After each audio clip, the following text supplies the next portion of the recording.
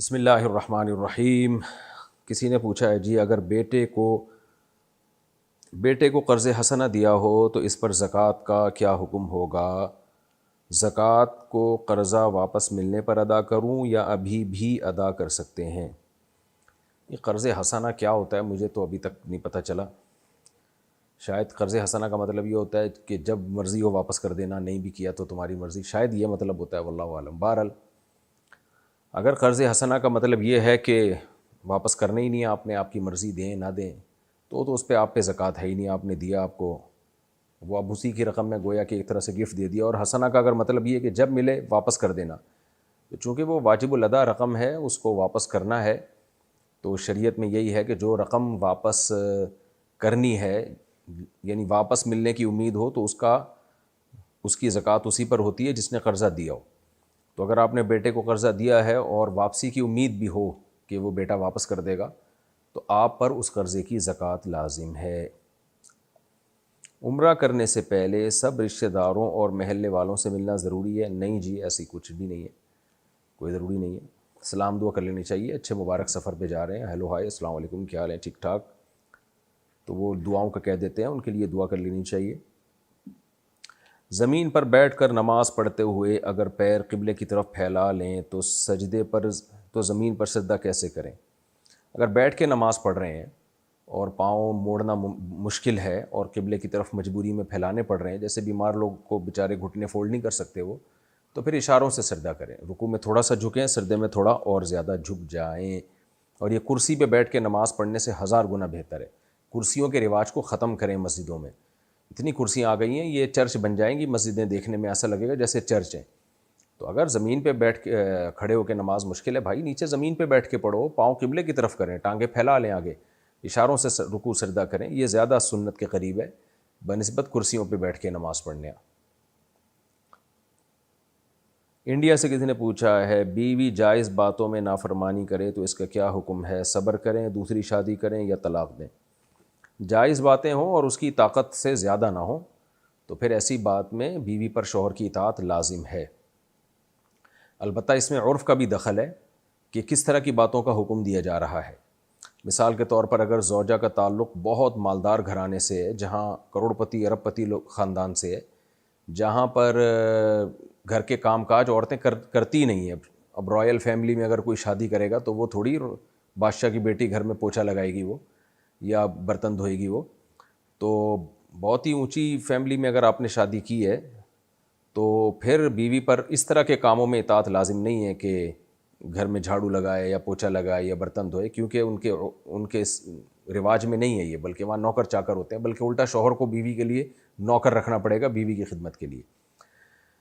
تو خدمت کا دائرہ کار ہر ایک کے لیے الگ ہے۔ ہاں، بیوی ایسے خاندان کی تھی جہاں گھر میں عورتیں خود سے سارا کام کرتی ہیں، گھروں میں جھاڑو بھی خود ہی لگاتی ہیں، کوئی بہت لینڈ لارڈ فیملی سے ان کا تعلق نہیں ہے، تو پھر بیوی کو گھر کے کام کرنے پڑیں گے۔ شوہر اگر کہے گا تو پھر بیوی پر لازم ہوگا کہ لازمی کرے، وہ نہیں کرے گی گناہ گار ہوگی، کیونکہ یہ پھر جائز مطالبہ ہے شوہر کا، کوئی ایسا کام نہیں کہہ رہا جو اس کے اسٹینڈرڈ سے ہٹ کرو، تو اس لیے ایسی صورت میں بیوی پر شوہر کی اطاعت لازم ہوگی۔ تو اسٹینڈرڈ دیکھا جائے گا کہ وہ کس خاندان کی ہے۔ باقی جو نارمل چھوٹی موٹی باتیں ہوتی ہیں، جائز باتیں ہوتی ہیں، تو اس میں عورت پر بہرحال شوہر کی اطاعت لازم ہے انتظامی معاملات میں، کیونکہ شوہر گھر کا سربراہ ہے، اور انتظامی چیزوں میں جن کا مینجمنٹ سے تعلق ہو ان میں سربراہ کی اطاعت کرنا شرعاً لازم ہوتا ہے۔ ہاں، کچھ چیزیں ایسی ہوتی ہیں جس کا تعلق انسان کے بنیادی رائٹس میں سے ہے یا شریعت کے حقوق میں سے ہے، تو اس میں شوہر پھر بلا وجہ کی پابندیاں نہیں لگا سکتا۔ مثال کے طور پر بیوی اگر والدین سے ملنا چاہتی ہے، یہ نہیں کہ روز ہی اٹھ کے جا رہی ہے، کبھی کبھار ملنا چاہتی ہے، تو چونکہ والدین سے ملنا یہ اسلام کا بھی حکم ہے، اور بیوی کے اپنا بھی حق ہے کہ وہ اپنے رشتہ داروں سے، قریبی رشتہ داروں سے، بھائی بہنوں سے مل سکتی ہے، تو اس میں شوہر پابندی نہیں لگا سکتا کہ نہیں مل سکتی، الا یہ کہ کہیں کوئی بہت زیادہ فساد پیدا ہو رہا ہو، کیونکہ بعض لوگ عورت کے کان بھرتے ہیں اور گھر خراب کرتے ہیں، ورنہ نارملی شرعاً اس کی اجازت نہیں ہے کہ شوہر بیوی پر اس طرح کی پابندیاں لگائے، یا شوہر بیوی پہ بلا وجہ پابندی لگا رہا ہے، تم نے یہ نہیں کھانا وہ کھانا ہے، بھائی اس کا پیٹ ہے، اس کی چاہت ہے، وہ جو مرضی کھائے۔ تو خامخواہ کی جو ٹینشنیں دینے والے میاں ہوتے ہیں وہ الگ بات ہے، اس میں تو کسی کی اطاعت جائز نہیں ہے، لازم نہیں ہے، لیکن جو جائز باتیں ہیں جن کا گھر داری سے تعلق ہے، مینجمنٹ سے، گھر بھی ایک اسٹیٹ ہوتی ہے، ریاست ہوتی ہے چھوٹی سی، تو اس کا بھی ایک سربراہ ہوتا ہے جس کو جو مرد ہوتا ہے اللہ نے اس کو سربراہ بنایا ہے. تو جیسے ملک کے سربراہ کی جائز باتوں میں اطاعت لازم ہے، ایسے ہی گھر کے سربراہ کی جائز باتوں میں اطاعت عورت پر اور بچوں پر لازم ہے. باقی آپ نے کہا کہ پھر بھی نافرمانی کرے تو صبر کریں یا شادی کریں یا طلاق دیں. صبر کریں، شادی تو ویسے ہی کر لیں، اطاعت کرے تو بھی کر لیں شادی، وہ تو اللہ نے ویسے ہی ترغیب دی ہے. نبی صلی اللہ علیہ وسلم نے سیدہ عائشہ رضی اللہ تعالی عنہ کی شادی کے بعد بھی کتنی شادیاں کی ہیں. حالانکہ سیدہ عائشہ آپ کو سب سے زیادہ محبوب تھیں اور آپ میں کوئی خرابی نہیں تھی سیدہ عائشہ رضی اللہ تعالی عنہ میں، اس کے باوجود بھی کی ہیں. اللہ نے جو قرآن میں فرمایا فَانْكِحُوا مَا طَابَ لَكُم مِّنَ النِّسَاءِ مَثْنَىٰ وَثُلَاثَ وَرُبَاعَ، کہ نکاح کرو جو عورتیں تمہیں پسند آئیں، جو مناسب لگیں، ان میں 2 3 3 4 4 سے نکاح کرو. اللہ نے یہ نہیں کہا کہ پہلی عورت نافرمان ہو، نالائق ہو تو دوسری کرو. اللہ نے کہا جو بھی پسند آئے ان سے کرو، یعنی چاروں پسندیدہ ہونی چاہیے، چاروں مناسب ہی ہونی چاہیے. کوشش کریں. باقی یہ کہ طلاق کی طرف نہ جائیں. طلاق کا تو انتہائی ایسی صورت میں اقدام کرنا چاہیے جب حدود اللہ پہ قائم رہنا بہت ہی مشکل ہو جائے، اور اس کا بھی پھر ایک پروسیس ہے طلاق کا، جلد بازی میں نہ کیا جائے یہ کام. طلاق کے سائیڈ ایفیکٹ زیادہ ہوتے ہیں گھر میں بیوی کے کام کاج نہ کرنے سے، یعنی وہ کام کاج نہیں کرتی اس کا اتنا نقصان نہیں ہوگا دونوں کو، لیکن طلاق دے دی تو دونوں کو اس کا بڑا بھاری بھرکم نقصان ہو سکتا ہے. اور یہ نقصان صرف عورت کو نہیں ہوتا، میاں کو بھی ہوتا ہے. اگر ناپاک بدن پر پاک کپڑا پہن لیا تو کیا کپڑا بھی ناپاک ہو جائے گا؟ اگر ناپاک بدن پر جو گندگی نجاست تھی وہ خشک تھی، سوکھی ہوئی تھی، تو پھر اس کے اوپر دوسرا کپڑا پہننے سے وہ کپڑا ناپاک نہیں ہوتا. البتہ جسم پر اگر گیلی نجاست لگی ہوئی تھی، گیلی گندگی تھی، چونکہ آپ پھر اپنے کپڑے پہنیں گے تو وہ ظاہر ہے گیلا ہونے کی وجہ سے ان کپڑوں میں بھی سرایت کر جائے گی، تو پھر وہ کپڑے ناپاک ہوں گے. میں ایک ٹیلر ہوں اور دوسری دکان سے کام لے کر انہیں کام کر کے دیتا ہوں. اگر ان کا کپڑا بچ جائے تو کیا میں بغیر اجازت خود استعمال کر سکتا ہوں؟ عام طور پر جو کپڑا بچ جاتا ہے تو کپڑے کے مالکان کی طرف سے اجازت ہی ہوتی ہے کہ جو بچ گیا تو وہ کوئی واپسی کا مطالبہ نہیں کرتے. پھر بھی احتیاط اسی میں ہے کہ آپ ان سے صراحتاً پوچھ لیں یا لکھ کے لگا دیں بھائی جو کپڑا بچ جائے گا تو ہمیں اجازت دی جائے کہ ہم اس کپڑے کو جہاں چاہیں استعمال کر سکیں. اس طرح کے ایک بورڈ لکھ کے لگا دیں تو بالکل بے غبار معاملہ ہو جائے گا. ورنہ اصولی طور پر تو جواب یہی ہے کہ جو کپڑا سلواتے ہیں ان کا کپڑا اگر بچ جائے تو ان کو کوئی سروکار نہیں ہوتی، اس سے سروکار نہیں ہوتا اس سے کہ وہ کون استعمال کر رہا ہے. تو وہ ٹیلر کو گویا دلالتاً اجازت ہی ہوتی ہے کہ جو چاہے کرو بھائی اس کا. کیا خواتین اذان سے پہلے نماز پڑھ سکتی ہیں؟ جی ہاں، جب وقت داخل ہو جائے تو نماز پڑھی جا سکتی ہے چاہے اذان نہ بھی ہوئی ہو. کیا زوال کے وقت قرآن پڑھ سکتے ہیں؟ جی ہاں پڑھ سکتے ہیں. ارشاد صاحب کہتے ہیں جی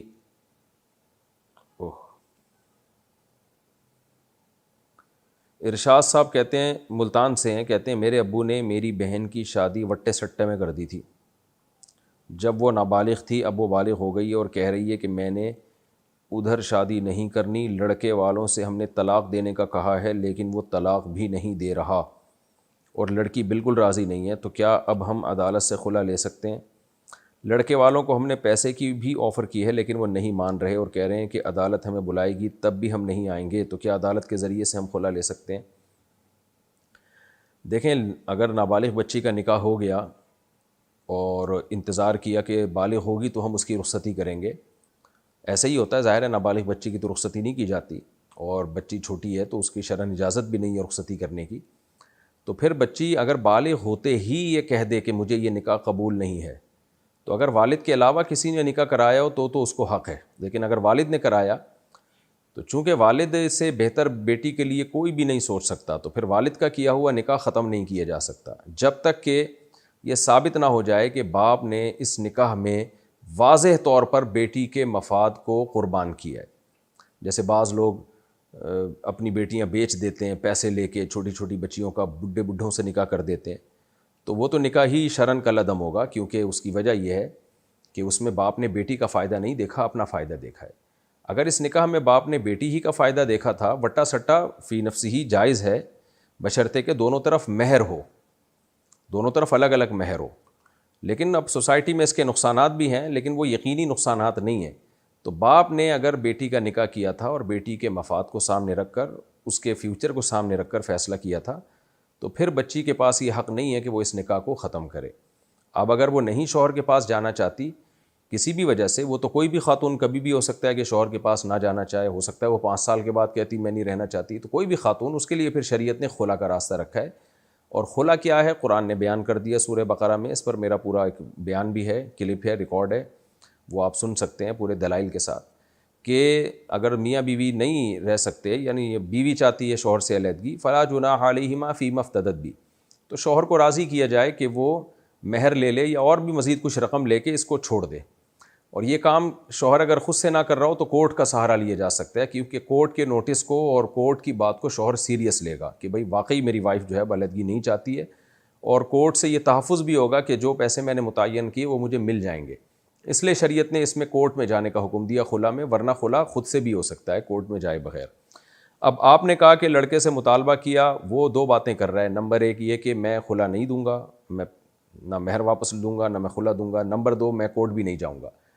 تو پھر شریعت کا حکم یہی ہے کہ لڑکی کی رخصتی کر دی جائے اور اس کو محبت سے سمجھایا جائے کہ دیکھو سارے مرد ایک جیسے نہیں ہوتے، اور 100% چاہتے ہیں اپنی دنیا میں پوری نہیں ہوتی، ویسے بھی بچیاں ناسمجھ ہوتی ہیں، یہ کسی اور کے پاس جائے پتہ نہیں وہ کیا کیا کرے اس کے ساتھ معاملہ۔ باپ 99% یعنی باپ کے فیصلے میں غلطی کا امکان کم ہے، اور کم عمر بچی کے فیصلے میں غلطی کا امکان زیادہ ہے، تو اس لیے باپ کے فیصلے کو جب ہو چکا ہے تو اب اس کو مان لینا چاہیے۔ میں باپوں کو ترغیب نہیں دے رہا کہ نابالغ بچی کا نکاح کر دیا کریں، یہ ایک الگ بحث ہے کہ کرنا چاہیے کہ نہیں چاہیے۔ اب ایک کام ہو گیا ہے، ایک تو نہ ہوا ہوتا نا تو پھر تو ہم منع کرتے باپ کو، بھائی کیوں نکاح کر رہے ہو آپ ایک کم عمر بچی کا، لیکن اب ایک کام ہو گیا ہے تو پھر اس میں دیکھا جائے کہ اگر اس لڑکے میں کوئی بڑی خرابی نہیں ہے، کوئی واضح خرابی نہیں ہے اس میں، نارمل ایک جیسے لڑکے ہوتے ہیں اسی طرح ہے، تو پھر بچی کو محبت سے سمجھایا جائے کہ بھئی آپ رخصتی پہ آمادہ ہوں۔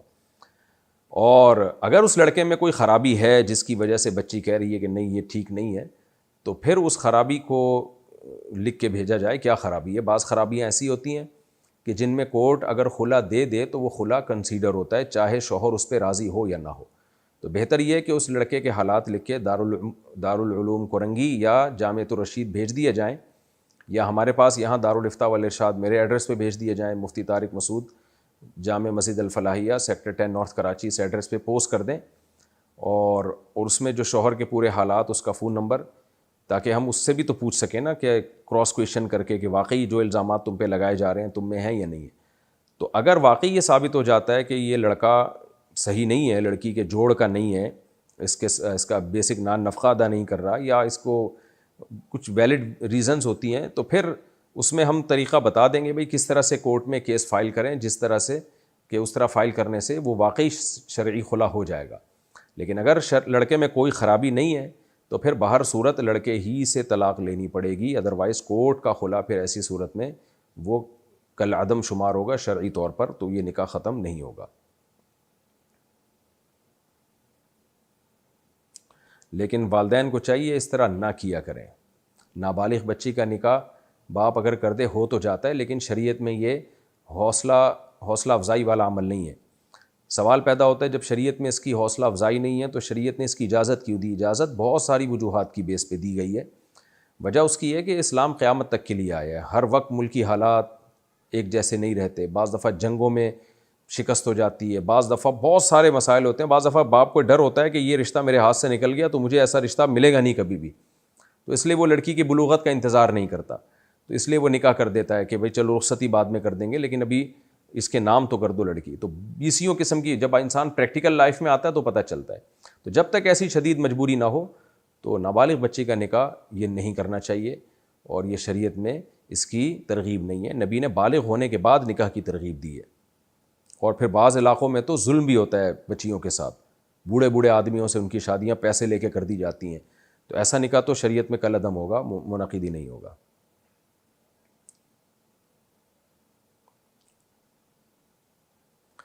سیرت نبوی صلی اللہ علیہ وسلم پڑھنے کے لیے بہتر کتاب کون سی ہے؟ 2 کتابیں اچھی ہیں، ایک الرحیق المختوم ہے، اہل حدیث عالم کی بڑی شاندار کتاب ہے، اور ایک سیرت مصطفیٰ کے نام سے، یہ دونوں کتابیں، یہ دوسری ایک دیوبندی عالم کی ہے مولانا ابو الحسن علی ندوی رحمہ اللہ تعالی، اور دوسری کتاب الرحیق المختوم، اس کو ایوارڈ ملا ہے سعودیہ میں اردو میں ترجمہ بھی ملتا ہے، یہ دونوں میں سے کوئی بھی پڑھ لیں. یہ ذرا بڑی ہے، لمبی ہے، الرحیق المختوم. دوسری کتابیں مختصر ہیں. تو سیرت مصطفیٰ کے نام سے بھی ایک کتاب ہے بہت زبردست. تو غالباً میں نے اسی کتاب کا 2 دفعہ نام لے لیا، سیرت مصطفیٰ. یہ ابو الحسن علی ندوی رحمہ اللہ تعالیٰ کی، یہ بھی اچھی کتاب ہے، آپ پڑھ لیں. 2 کتابیں میں نے آپ کو بتائی ہیں، یہ زیادہ بہتر کتابیں ہیں، باقی کتابیں تو بہت ساری ہیں.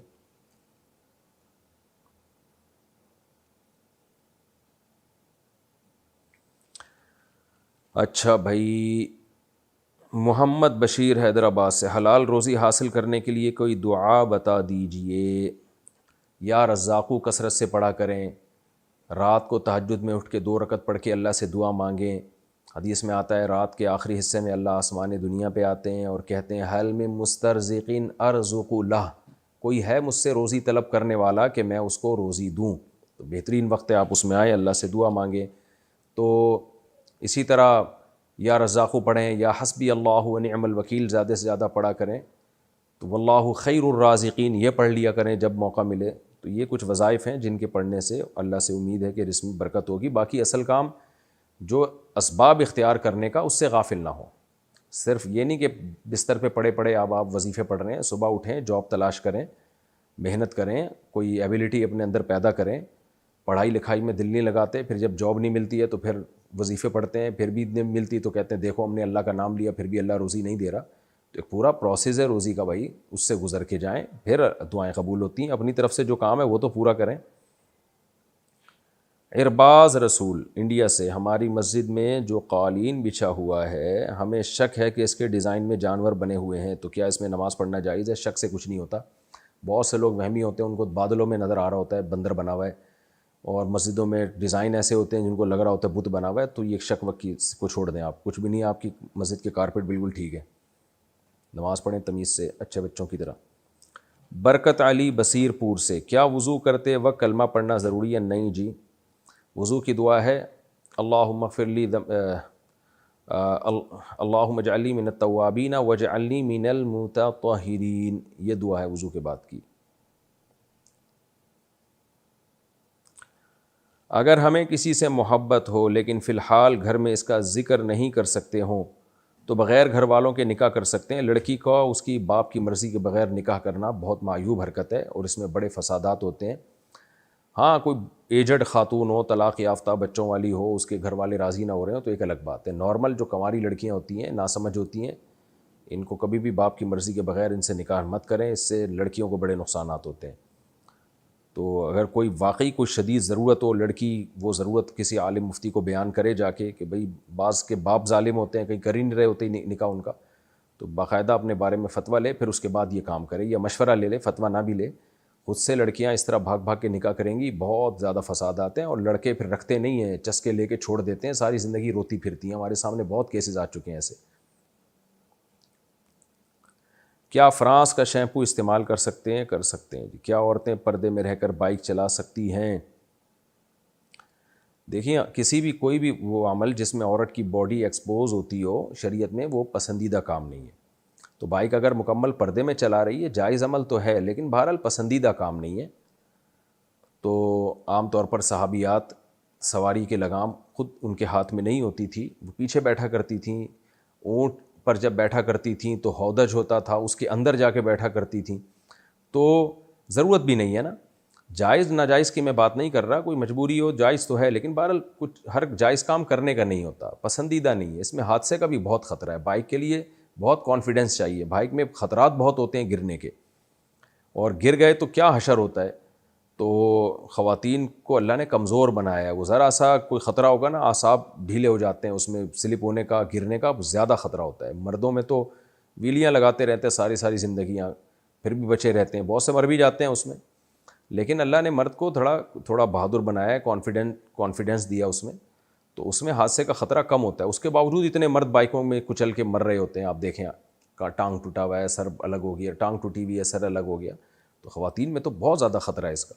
اس لیے جان کے خوف کی وجہ سے بھی، اور حیا جو کامل درجے کی حیا ہے اس کا تقاضا بھی یہ ہے کہ یہ کام خواتین نہ کریں. اگر کوئی واقعی ضرورت ہے تو کار، چھوٹی موٹی کار لے لی جائے، اپنے شوہر کو کہا جائے، اپنے ابا کو کہا جائے بھئی آنا جانا روز ہو رہا ہے، اس میں خواتین سیو ہوتی ہیں. بائک میں بالکل سیو نہیں ہوتی. باڈی بھی ایکسپوز ہوتی ہے ان کی، اور پھر خطرات، جان کے خطرے بھی بہت زیادہ ہیں. تو بہتر یہی ہے کہ چھوٹی موٹی کار لے کے اس کو ڈرائیو کیا جائے. ڈرائیونگ میں کوئی حرج نہیں ہے اگر پردے میں پابندی کے ساتھ ہو، برقع ہو اور پراپر پردہ ہو تو گاڑی چلائی جا سکتی ہے. اور ویسے بھی آج کل جو اچھی بائکیں آ رہی ہیں وہ کار کی قیمت پہ ہی آ رہی ہیں.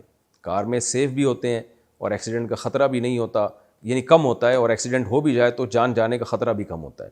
بائکوں کا رواج کسی بھی طرح سے ٹھیک نہیں ہے. ہم نے باہر ملکوں میں بھی نہیں دیکھا کہ وہاں کی خواتین میں بائکیں چلانے کا رواج ہو. اکا دکا کچھ خواتین چلاتی ہیں لیکن رواج نہیں ہے، کیونکہ ڈینجرس بہت ہے یہ. تو اس لیے اس کی حوصلہ شکنی کرنی چاہیے اس عمل کی. ہاں چھوٹی موٹی بچیاں جو چلا رہی ہوتی ہیں پارکوں میں وہ ایک الگ بات ہے، ظاہر ہے وہ اس کا اتنا بڑا ایشو نہیں ہے، خیر ہے وہ. اچھا بھائی، راجستھان انڈیا سے مفتی صاحب، میں نماز پڑھاتا ہوں تو بہت ہچکچاہٹ ہوتی ہے اور اس میں سورت بھول جاتا ہوں اور پھر آگے کچھ یاد نہیں آتا. برائے مہربانی کوئی حل بتا دیں. آپ کو گھبراہٹ ہوتی ہے اس لیے جب آپ پرانے امام ہو جائیں گے، پکے ہو جائیں گے تو پھر یہ گھبراہٹ ختم ہو جائے گی. نیا نیا امام ہوتا ہے تو پھر اس میں یہ گھبراہٹ ہوتی ہے. اور اگر پرانے ہو کے بھی ہچکچاہٹ ختم نہیں ہوتی پھر یہ آپ کے دل کی کمزوری ہے. پھر ڈاکٹر کو بتائیں، کوئی آپ کو مقوی دے گا، خمیرہ مراویر اور خمیرہ گاؤ زبان اور اس طرح کے جو حکیم کو بتائیں گے تو یہ خمیرے دے گا آپ کو، مقوی قلب خمیرے دے گا. ڈاکٹر کو بتائیں گے تو کوئی ہو سکتا ہے ملٹی وٹامن دے دے آپ کو تاکہ آپ تھوڑے پاورفل ہو جائیں. باقی نئے نئے امام بنے ہیں تو نئے جب انسان امام بنتا ہے تو سب کو ہچکچاہٹ ہوتی ہے، نارمل ہے. یہ جب نماز پڑھاتے رہیں گے تو یہ ہچکچاہٹ ختم ہو جائے گی. کیا مسجد میں مولی کھا سکتے ہیں؟ نہیں جناب، مولی میں اسمیل ہوتی ہے. کچا پیاز اور مولی یہ کھا کے مسجد میں جانا بھی ٹھیک نہیں ہے، اور مسجد میں بیٹھ کے کھانا تو بالکل ہی ٹھیک نہیں ہے. آپ پکی ہوئی مولی وہ کھا سکتے ہیں. تعویذ پہن کر میت کے پاس جانا کیسا ہے؟ تعویذ پہننا، پہلے تو یہ پوچھیں، تعویذ پہننا پسندیدہ کام نہیں ہے، مت پہنے. باقی میت کے پاس کسی نے تعویذ پہنا ہو تو جا سکتا ہے، نہ اس کے سے میت کو فائدہ ہوگا، نہ اس کو کوئی نقصان ہوگا، نہ کسی کو نقصان نہ کسی کو فائدہ. پرچی ہے گلے میں لٹکی ہوئی ہے.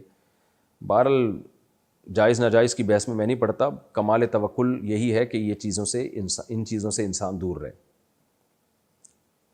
اور اس بحث میں بھی نہیں پڑتا کہ اس سے فائدہ ہوتا ہے کہ نہیں ہوتا. لیکن بہرحال کمال توکل یہی ہے کہ نہ پہنا جائے تعویذ. محمد ایان صاحب، ہمارے چچا مدرسے حفظ کرنے گئے تھے، چچا گئے تھے ماشاءاللہ، 6 پارے حفظ کر کے واپس آ گئے. کیوں بھائی؟ سب کہتے ہیں کہ ان پر اثرات ہیں. بہت سے مولاناؤں کو بتایا، کوئی کہتا ہے شیطان ہے، کوئی کہتا ہے اثرات ہیں. جن مولاناؤں نے بولا نا شیطان ہے، ان کے بارے میں ڈاؤٹ ہے کہ وہاں کوئی ایسی قسم کی چیز نہ ہو.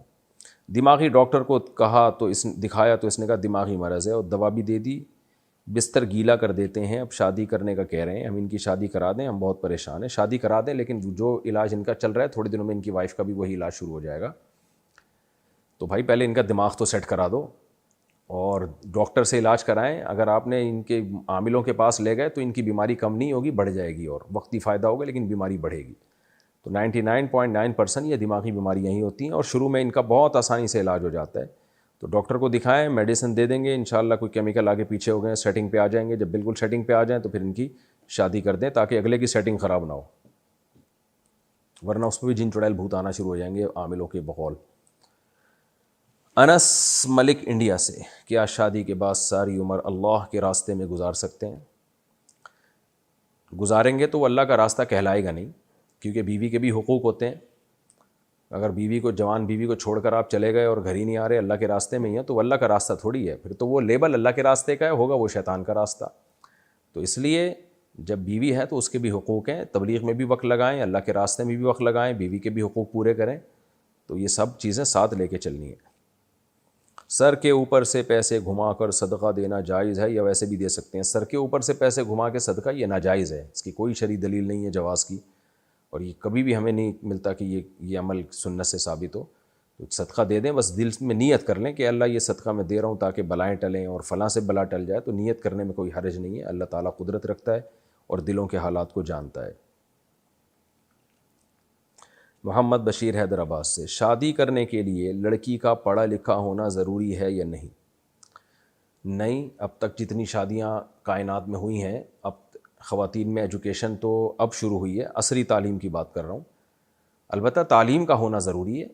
ضروری اس معنی میں نہیں کہ جاہل لڑکی کی شادی نہیں ہو سکتی، شادی تو ایجاب و قبول کا نام ہے، مرد ہو اور عورت ہو شادی ہو جاتی ہے، شریعت میں وہ ہو جائے گی، لیکن گھر آگے چلتا نہیں ہے اگر تعلیم نہ ہو۔ تو اب تعلیم کسے کہتے ہیں؟ تعلیم کا مطلب یہ صرف یہ نہیں ہے کہ میڈیکل کالج کی میڈیکل سائنس کی تعلیم یا میتھمیٹکس کی تعلیم۔ تعلیم کا مطلب یہ ہے کہ زندگی گزارنے کے لیے جو بنیادی علوم ہیں وہ اس کے پاس ہونے چاہیے، ان میں گھرداری سب سے پہلے ہے، اس کو پتہ ہو، دینی تعلیم تو سب سے پہلے، شوہر کے حقوق کیا ہیں، طہارت کے حکام کیا ہیں، غسل کے حکام کیا ہیں، ساس سسر کے ساتھ کیسے مجھے شریعت کیا کہتی ہے، اپنے بڑوں کے ساتھ کیسے معاملہ رکھنا چاہیے، اور شوہر کے میرے اوپر کیا حقوق ہیں، میرے شوہر کے اوپر کیا حقوق ہیں، دونوں کو حقوق پتہ ہونے چاہیے۔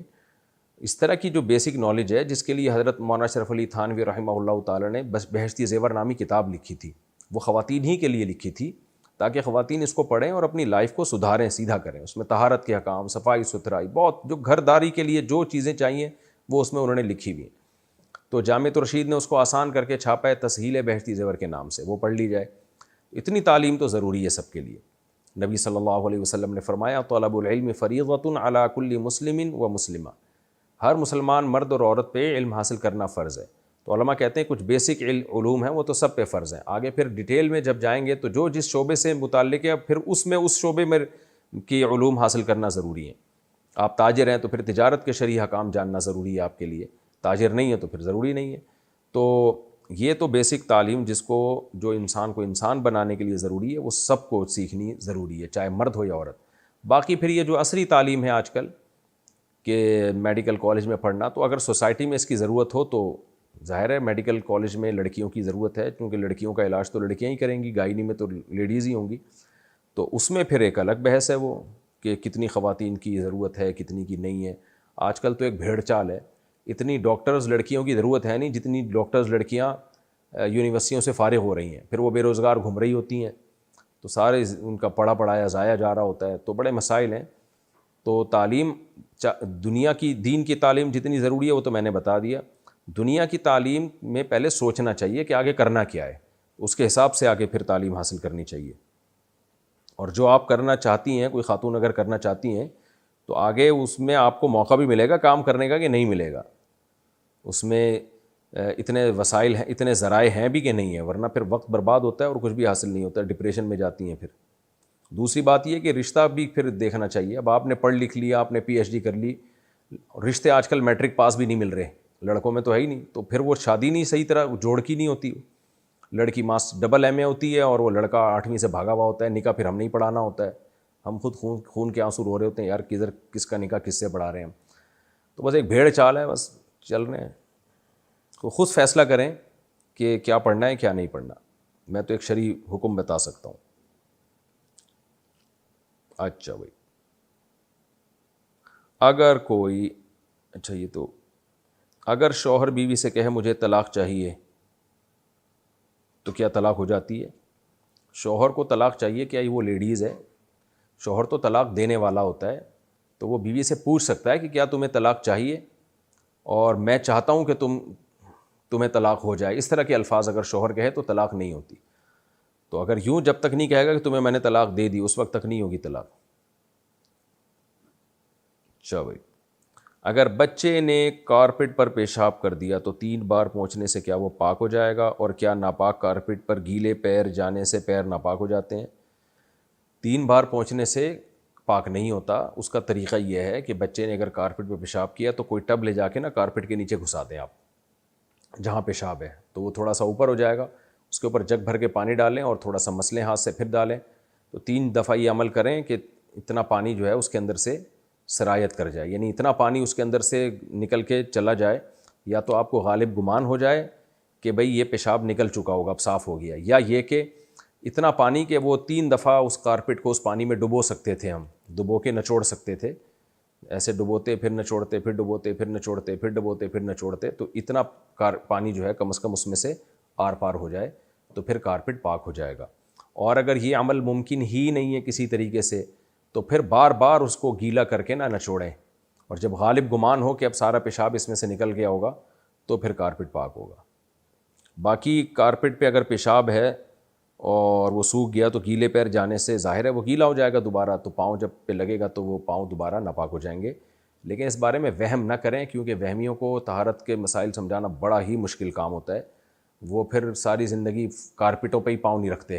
تو جب تک 100% یقین نہ ہونا کہ یہاں پیشاب پڑا ہوا ہے، اس وقت تک وہم نہ کریں، کارپیٹوں پہ چلا پھرا کریں گیلے پاؤں کے ساتھ بھی، کوئی ناپاک نہیں ہوتے جب تک یقین نہ ہو کہ اسپیسیفک اس جگہ پہ پیشاب تھا اور میرا پاؤں وہاں پڑ گیا. صابر صاحبہ کراچی سے، اگر کوئی بغیر داڑھی کے نماز پڑھاتا ہو تو کیا نماز ہو جائے گی؟ داڑھی کاٹنا گناہ کبیرہ ہے، تغییر خلق اللہ میں داخل ہے. تورات میں آج تک لکھا ہوا ہے کہ حضرت موسیٰ علیہ السلام نے اپنی قوم کو کہا، اللہ نے موسیٰ علیہ السلام کو کوہ طور پہ بلا کے کہا کہ اپنی قوم کو کہیں کہ داڑھی مت کاٹیں. تو نبی صلی اللہ علیہ وسلم کی بخاری مسلم کی صحیح احادیث ہیں، اعفوا اللحیٰ وقصوا الشوارب، داڑھی بڑھاؤ مونچھیں گھٹاؤ. تو آپ نے یہ بھی فرمایا کہ 10 چیزیں پیغمبروں کی فطرت میں سے ہیں، ان میں ایک داڑھی بڑھانا بھی داخل ہے اس میں. تو اس لیے یہ تو انگریزوں کے حکومت سے پہلے مسلمانوں میں تصور نہیں تھا داڑھیاں کاٹنے کا، مرد کی زینت ہے داڑھی. تو اس لیے داڑھی اگر کوئی شخص کاٹتا ہے تو اس کو اپنے اختیار سے امام بنانا جائز نہیں ہے. ہاں البتہ فتنہ کا خطرہ ہو، لڑائی جھگڑے کا خطرہ ہو. اب جیسے سفر میں آپ جا رہے ہوتے اکثر بغیر داڑھی والے آگے ہو جاتے ہیں، اب آپ ان کو ہٹاؤ گے کہ لڑائی جھگڑا ہوگا تو مجبوری ہے پھر اسی کے پیچھے نماز پڑھ لی جائے، جماعت نہ چھوڑی جائے. نماز ہر شخص کے پیچھے ہو جاتی ہے بشرطے کہ وہ مومن ہو، مسلمان ہو، ہر مسلمان کے پیچھے ہو جاتی ہے.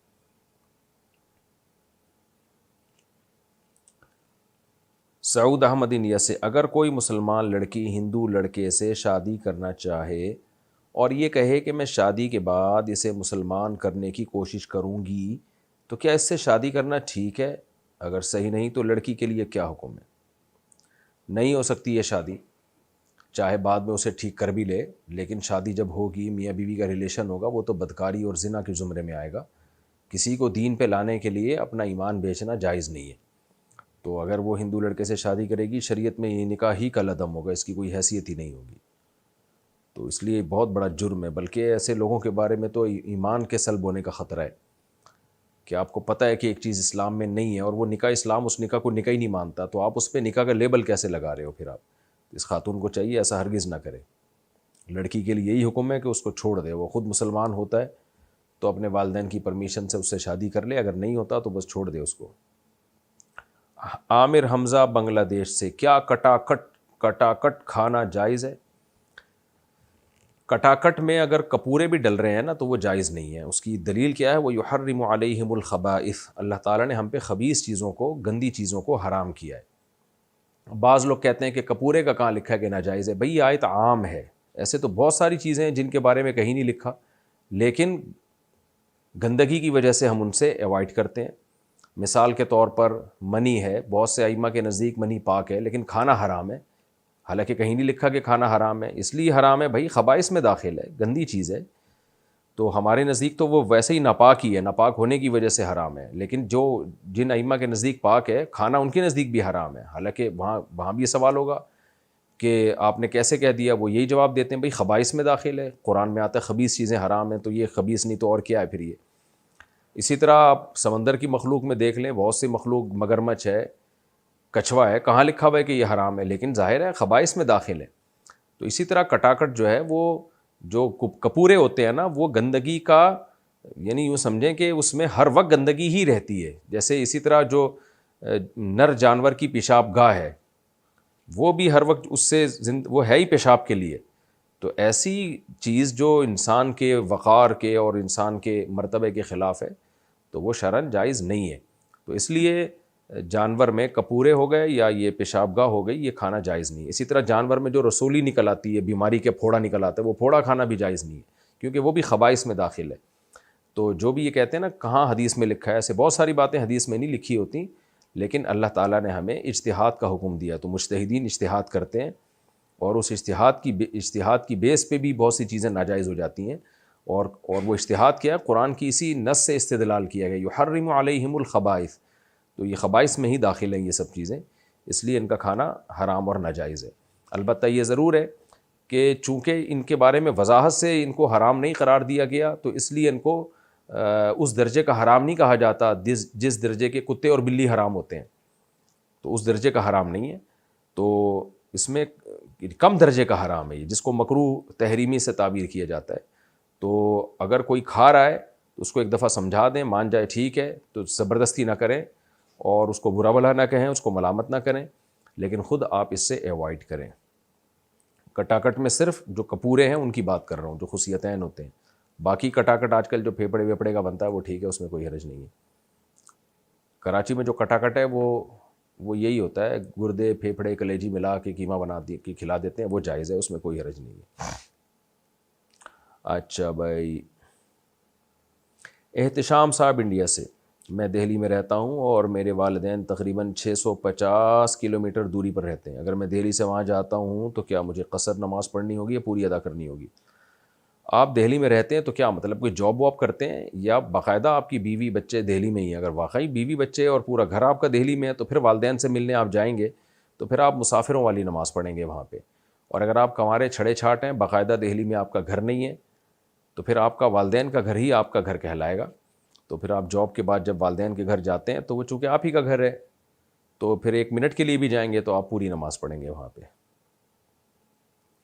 یوسف صاحب انڈیا سے، نکاح کے وقت لڑکی سے پوچھا گیا تو اس نے قبول ہے بولا، جب لڑکے کی باری آئی تو اس کے ابا نے بولا ہاں قبول ہے، واڑے واہ، تو ایسی صورت میں کیا مانا جائے گا؟ تو لڑکا کیا بیٹھا ہوا تھا، اس کے منہ پہ ٹیپ تھی جو اس کو قبولتے ہوئے شرم آ رہی تھی، کیا مسئلہ ہے؟ باہر اگر ابا نے بھی قبولہ بول دیا اور لڑکے نے اس قبولے کو مان لیا، لڑکا چپ بیٹھا ہوا ہے اور ابا نے بتایا کہ تمہارا نکاح ہو گیا ہے، لڑکے نے کہا ٹھیک ہے، تو بھی قبول ہی ہو گیا وہ، یا لڑکے نے پہلے سے ابا کو بول دیا تھا میری طرف سے قبول لینا، پھر ابا نے قبولا تو بھی ٹھیک ہے۔ تو بظاہر ایسا ہی لگتا ہے، باپ بیٹے میں دونوں میں کوئی مکا ہوا ہوگا، بیٹا تو چپ بیٹھا رہنا تاکہ سسرال کو پتہ چلے کتنا نیک شریف شرفا ہے، کہ جہاں بولنا ہوتا ہے وہاں بھی کچھ نہیں بولتا یہ، تو جہاں نہیں بولنا ہوگا وہاں کیسے بولے گا باپ کے سامنے، اتنا نیک بچہ ہے۔ تو شاید یہ مصلحت ہوگی۔ بہرحال اگر بیٹے نے ابا سے کہا تھا کہ آپ قبول لینا میری طرف سے، تو ابا پھر وکیل ہو گئے، پھر ابا کے قبولنا بیٹے کا قبول نہیں کہلائے گا۔ اور اگر بیٹے نے کہا نہیں تھا لیکن ابا نے قبولا اور بیٹے کو جب بتایا تو بیٹے کو اس پہ کوئی اعتراض نہ ہوا، اس نے کوئی ایسا عمل کر دیا جس سے ثابت ہوا کہ ابا کے قبولے پہ راضی ہے وہ، تو بھی ٹھیک ہے۔ اگر یہ دونوں باتیں نہیں تھیں تو پھر یہ قبولنا نہیں کہلائے گا، بلکہ دوبارہ نکاح کر کے بیٹے سے بولنا پڑے گا کہ بھائی تو منہ سے بول، صحیح ہے نا، قبول ہے کہ نہیں قبول ہے۔ اگر مسجد میں جماعت سے نماز ہو چکی ہو اور وہ نماز قضا نہ ہوئی تو اس نماز کو گھر میں پڑھنا جائز ہے؟ اسلاف سے یہ بات ثابت ہے، مصنف ابن ابی شیبہ میں کہ روایت ہے کہ جب صحابہ تابعین میں یہ معمول تھا کہ جب مسجد میں آتے دیکھتے کہ جماعت ہو چکی ہے تو یا تو وہیں انفرادی نماز پڑھتے یا گھر جا کے اپنے گھر والوں کے ساتھ جماعت کی نماز پڑھتے۔ تو آپ کے پاس اب دونوں آپشن ہیں، اگر مسجد میں آئے اور دیکھا جماعت نکل چکی ہے، پہلی بات تو یہ غلط ہے، ٹائم پہ آنا چاہیے، مسجد کی جماعت چھوڑنا جائز نہیں ہے، گناہ ہے، لیکن بہرحال ہو جاتا ہے کبھی آئے جماعت نکل گئی ہے تو پھر یا تو وہیں انفرادی فرض پڑھ لیں یا گھر جا کے، بہتر یہی ہے کہ بیوی بچوں کے ساتھ جماعت کر لیں۔ آپ نے بتایا ہے کہ اجتماعی دعا ٹھیک نہیں ہے، تو جو لوگ تبلیغی جماعت میں اس نیت سے جاتے ہیں کہ دعا میں شریک ہوں گے، اس کے بارے میں بتائیے۔ میں نے یہ نہیں کہا کہ اجتماعی دعا ٹھیک نہیں ہے، میری باتوں کو لوگ غلط رخ پہ لے کے جاتے ہیں۔ میں نے یہ کہا ہے کہ فرض نماز کے بعد اجتماعی دعا ہاتھ اٹھا کے ثابت نہیں ہے، اتنی بات کہی ہے، ٹھیک نہیں ہے یہ بھی نہیں کہا، ثابت نہیں ہے، لہذا اس کو سنت نہ سمجھا جائے، اس کو ضروری نہ سمجھا جائے۔ بعض مسجدوں میں امام نہیں مانگتا، اس کو امامت سے ہی ہاتھ دھونے پڑتے ہیں، اتنی شدت نہ کی جائے۔ تو اس پہ مفتی رشید احمد صاحب رحمہ اللہ تعالیٰ کا احسن الفتاویٰ میں غالباً 2 یا 3 جلد میں بہت شاندار رسالہ ہے، وہ بھی پڑھ لیں۔ حضرت مفتی شفیع رحمہ اللہ تعالیٰ جو مفتی اعظم پاکستان تھے، حضرت مفتی تقی عثمانی صاحب کے والد تھے، ان کا بھی اس بارے میں بہت شاندار رسالہ ہے۔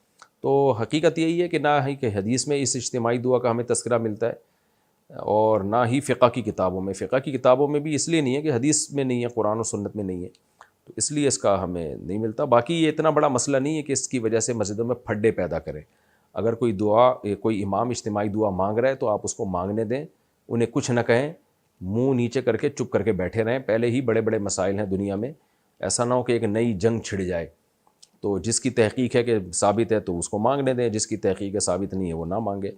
اور اتنے سارے اختلافی مسائل ہیں چل ہی رہے ہیں نا، تو یہ بھی ایک چل جائے گا، اس میں پھڈے بازی نہ کریں۔ تو باقی تبلیغ میں جو اجتماعی دعا ہوتی ہے وہ الگ چیز ہوتی ہے، وہ اس کا فرض نماز کے بعد اجتماعی دعا سے کوئی تعلق نہیں ہے، وہ تو جماعتوں کو رخصت کیا جاتا ہے تو اس سے پہلے ایک دعا مانگی جاتی ہے برکت کے لیے۔ تو اس کو بھی سنت نہیں سمجھا جاتا، بلکہ وہ ویسی برکت کے لیے ایک دعا مانگی جاتی ہے. تو لیکن نمازوں کے بعد تو ایک عمل ہے نا باقاعدہ، کہ نماز کے بعد تو نبی سے جو وظائف ثابت ہیں وہ وظائف پڑھنے چاہیے.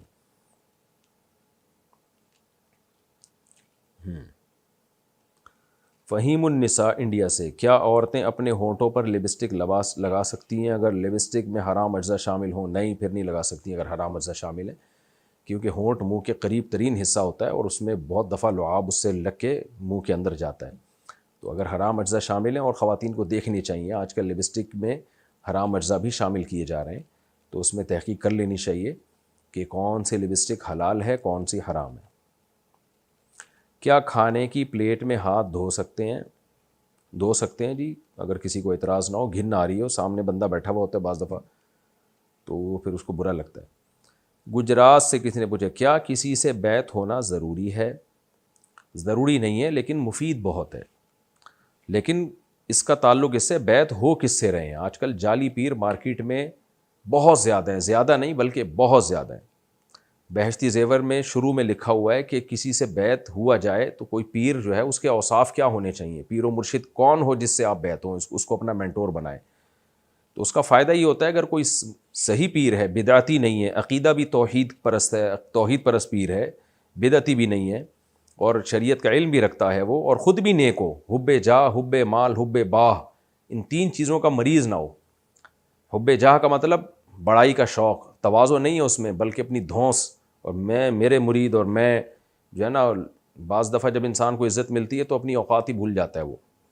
تو یہ سب چیزیں نہ اس کے اندر. پھر حب مال نہ ہو، لالچی نہ ہو، مریدوں کی پینٹوں پہ اور جیبوں پہ نظر ہو کہ اس نے ہدیہ کیوں نہیں دیا اس نے، تو یہ چیز میں نہ ہو. تیسرا حب باہ.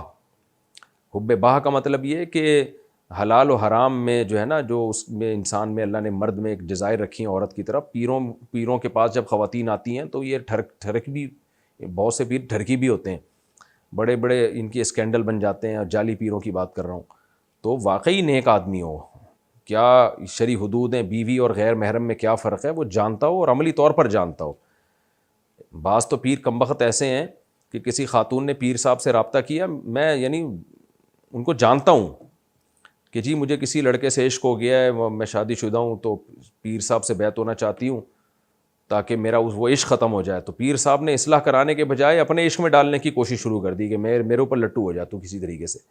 تو عجیب دو نمبریاں چل رہی ہیں اس میں. تو اس کو حب باہ کہتے ہیں. تو حب جاہ بھی نہ ہو، حب مال بھی نہ ہو، حب باہ بھی نہ ہو، شریف انسان ہو. اور پھر اتنا بھی کافی نہیں ہے، یعنی نیک نہ ہو بلکہ نیک بنانا بھی جانتا ہو. اس کو گھراتے ہو کہ لوگوں کی تربیت کیسے. بعض لوگ نیک ہوتے ہیں لیکن پاگل ہوتے ہیں. سوری، پاگل کا مطلب یہ ہے کہ تھوڑے بیوقوف ہوتے ہیں، تو وہ نیک بنانا نہیں جانتے ہیں، ان کو نہیں پتہ ہوتا سوسائٹی کی اصلاح کیسے کی جاتی ہے. تو مصلح بھی ہوں، صالح ہونا کافی نہیں ہے، مصلح بھی ہوں.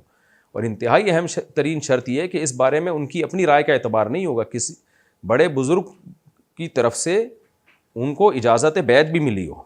انسان اپنے بارے میں نہیں کہے کہ میں چونکہ یہ سب چیزیں میرے اندر آ گئیں لہٰذا میں بیعت کرنا چاہتا ہوں، میں بیعت کر سکتا ہوں اب لوگوں کو. نہ، آپ کی اپنی رائے کا اعتبار نہیں ہے. اپنے بارے میں انسان خوش فہمی مبتلا ہوتا ہے. ان سے پہلے جو اکابر گزر چکے ہیں، بڑے گزر چکے ہیں، ان میں سے کسی سے اس کو اجازت بیعت ہو، خلافت ہو، وہ کہیں کہ ہاں جی میں نے ان کو پرکھا ہے، آزمایا ہے، میری رائے کے مطابق یہ بندہ نہ اس میں جاہ کی محبت ہے، نہ مال کی محبت ہے، نہ باہ کی محبت ہے، اور یہ لوگوں کی اصلاح بھی کر سکتا ہے، تو وہ اجازت بیعت بھی دیں.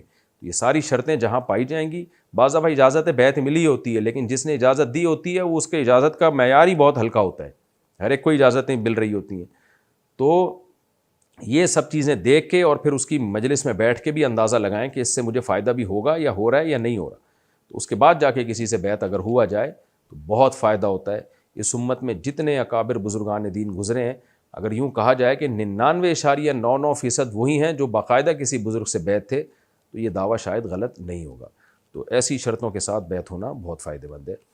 اگر کسی لڑکی سے نکاح نہیں ہوا ہے تو کیا اس سے فون پر بات کرنا جائز ہے؟ کوئی بہت ہی ضروری بات ہو تو ضرورت کی حد تک بات کی جا سکتی ہے. بعض دفعہ براہ راست کچھ انسان چاہتا ہے کہ کنفیوژن اپنی دور کرے، چند باتیں پوچھ لیں تاکہ شادی کے بعد مسائل کھڑے نہ ہوں. لیکن گپے مارنا اور گھنٹوں گھنٹوں جو آج کل لونڈے لپاڑے فون سے چپکے ہوئے ہوتے ہیں اور خوب گپے مار رہے ہوتے ہیں، یہ حرام اور ناجائز ہے.